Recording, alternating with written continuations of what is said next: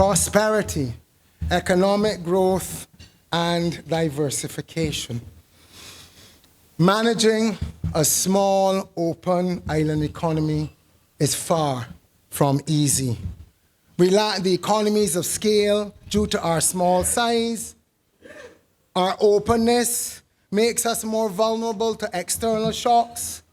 The narrow resource base prevents us from easily diversifying or satisfying the needs of our populace.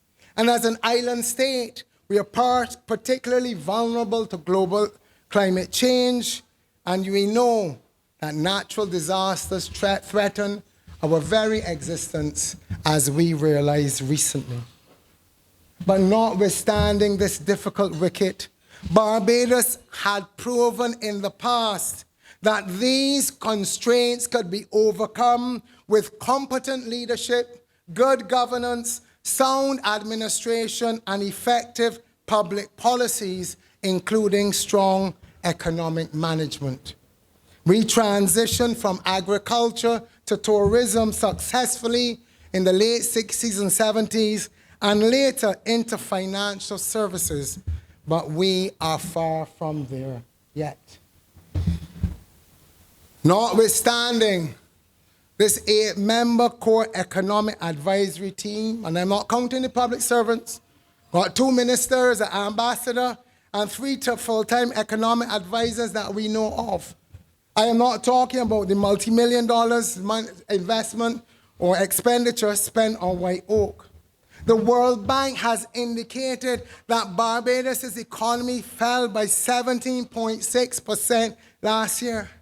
That is not the issue. The issue is we are one of the worst performing economies globally.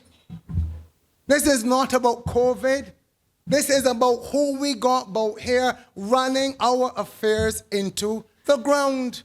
Jamaica contracted by 10%, 10.2. Trinidad and Tobago, 17.8. Even Dominica outperformed us. And they're using some of the same advisors. But I guess them getting better value for money down there. According to the IMF, our debt to GDP ratio is at 147%. It ranks us now as the 7th most indebted country in the world. And at this time, when unemployment through the roof and nobody, except probably the people who say it, feels that unemployment is at 17.2%. Because we know that is counting those looking for work. And the majority of people in the hotel sector know there's no work out there, so they're not counted. As we struggle to make ends meet, Barbados is one of the most expensive places in the world. And you all know it because you're going to supermarkets. You all pay the bills with the levies and all of that. We are struggling to make ends meet. And then they talk about doing business. We were talking about the international business and financial service sector. We are down towards the low end in doing business. The World Bank ranks us at 128th in the world. Jamaica, 71. St. Lucia, 93. Again, Dominica at 111. You can imagine it's easier to do business in Dominica than this here island of ours. This is where we are. So we have to say this is no longer about B or D. This is about all of we. And we have to take a quantum leap of faith because as a nation, we have to come to terms with the reality that this is not good enough. This is not about party allegiance. We have to be aligned to this land that we love.